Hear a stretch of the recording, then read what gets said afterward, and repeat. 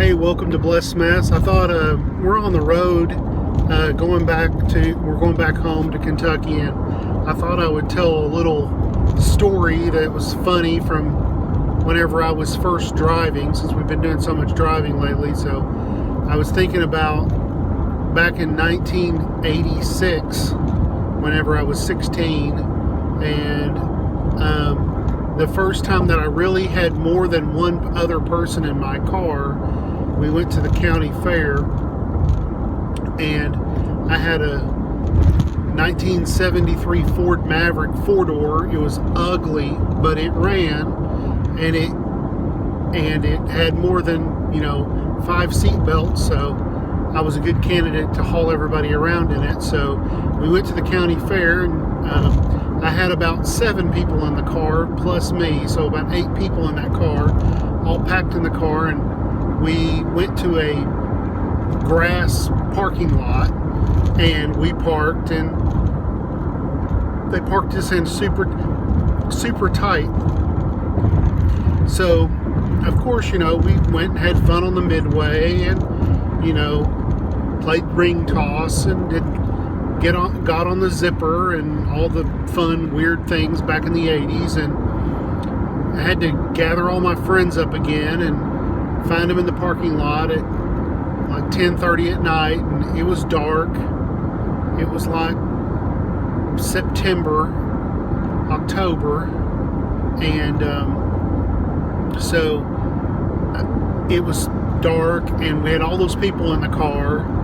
And of course, you get 8 people in a car, and all the windows fog up. So telling everybody to roll down the windows, I couldn't see anything. So I had one of my friends help me back out, and I did.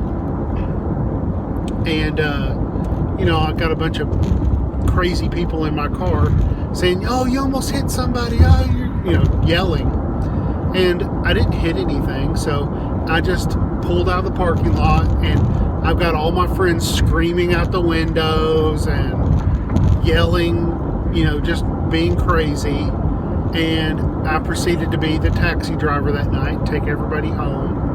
And then at the end of the night, I took the last person home. So left about 10:30, and it took me till about 11:30 to get home, because I took everybody else home. It's a little small town in Arkansas. So I'm taking everybody else home.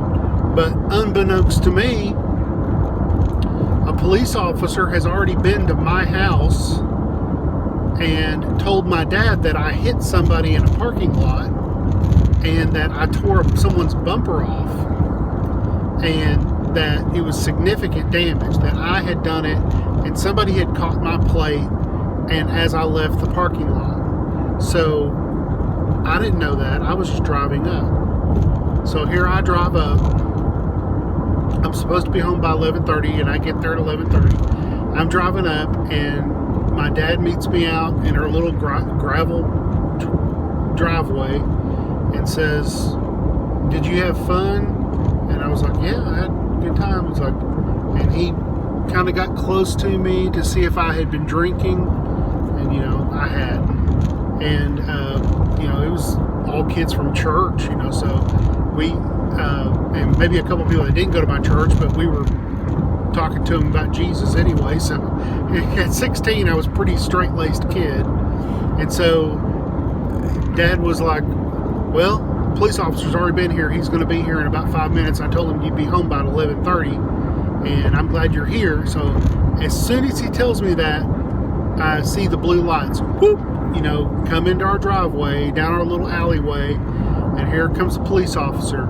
And my dad and the police officer had already talked, and my dad was a UPS driver in town in my little hometown. So every cop downtown knew my dad, because he delivered packages to downtown to the police station, and everybody knew my dad that was had anything to do with a business or anything. So they had talked, obviously, and my dad, I think, basically was like, "He's a good driver, but he could have hit something, I don't know.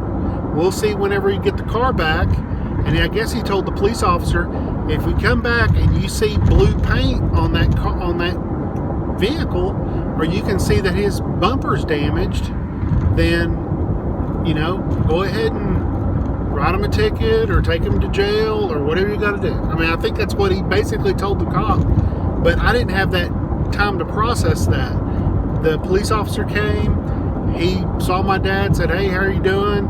The police officer put the flashlight in my face, smelled my breath.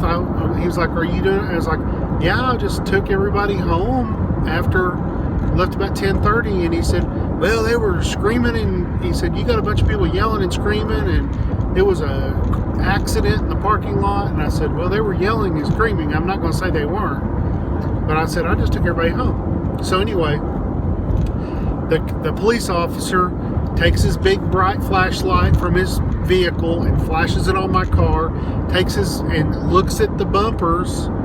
There's no scratches on. I mean, I shouldn't say there's no scratches. He looks at all the bumpers, goes on the opposite side of the car, looks at my car, like where it should have hit this guy's truck, and tore his bumper off. I mean, tore it off.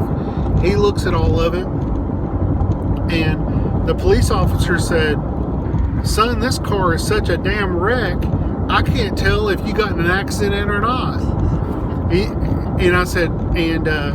I said, "Well, what color paint was the guy's car? Did I hit his car?"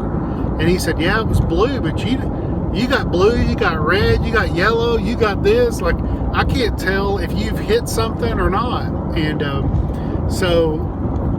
he was joking. There was really nothing. My car was not messed up. It was kind of a pristine old car anyway. So he looks at it. He's like, "You don't have any damage at all, son. I don't know what happened, but they got your plate." And I said, "Okay." And my dad said, "Thanks, officer," like, let him go. He said, and my dad, when we were standing out there with that police officer, said, "I told you he was a good boy." And the police officer said, "Yep, looks like he's a good kid," and got in his car and drove off. And I knew that my dad had stood up for me, like, John didn't do that. If he would have hit something, he would have stopped, and he would have stopped. And afterward, my dad told me that, "Hey, my kid's a good kid. He would have stopped, and he ain't drinking, he ain't running the roads. He was out with his friends, and he took his friends to the fair." So anyway, after all of that, the fella that his car got hit still contacted my dad the day after, and my dad told the guy, "Hey, the cop, my son didn't hit your car, but if you feel like we owe you to put that bumper back on or fix your car, you just tell us how much it is and we'll do it." Well, it was like $470 of damage, and I had to pay for that. I had to pay for that and do that, and I said, I remember telling my dad, "I'll pay for it because it's better than going to jail, getting in trouble, all that other stuff. I'd rather just pay it and make it go away than to deal with it." And so I had a job, and I just paid the money. And back then, that was a lot of money. That was more money than my car. I paid for my car. I think I paid like $400 for my car, and I had to pay like $480 or $470 to put that bumper back on, and it destroyed this guy's car. Whoever hit it really hit his car and knocked the bumper off a truck. So they really damaged it. But I just remember that as a kid, when it's 1986, there's no cell phones, there's no cameras, there's no this happened, that happened, none of that. Like, they got my license plate and they showed up at my house and I wasn't there yet, and there was no "have you been drinking tonight" kind of attitude. They didn't even ask. They just looked in my face and smelled my breath, and they didn't even ask. They were like, "Oh, he's not drinking." And so 1986 was crazy, and I'm just glad that I just dropped off all my friends and came straight home and didn't try to go to a swim party or do something else. In September it's too cold anyway, but to go over and go to a bonfire or do something else crazy and stay out I would have gotten a lot of trouble. But yeah, I just remember my dad sticking up for me when I wasn't around, and then kind of giving me the third degree, and I'm thinking, oh man, I'm in trouble. My dad's he told the cop everything, or told him that but it wasn't that way at all. When I showed up, I made my dad proud instead of it being the other way around. It was like, yeah, my kid's a straight arrow. You don't have anything to worry about. And he didn't do this.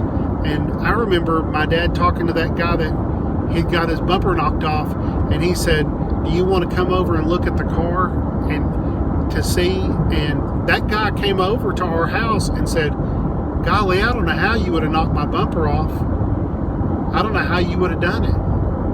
And but anyway, I still had to pay for it and do that. But I just thought it was an interesting story to tell on this day about parents trusting their kids and understanding that we have good kids. I try to raise good kids, and all four of our kids are good kids, and I trust them to do the right thing at the right time, and they've done that. So I just wanted to say, just tell a little 1986 story.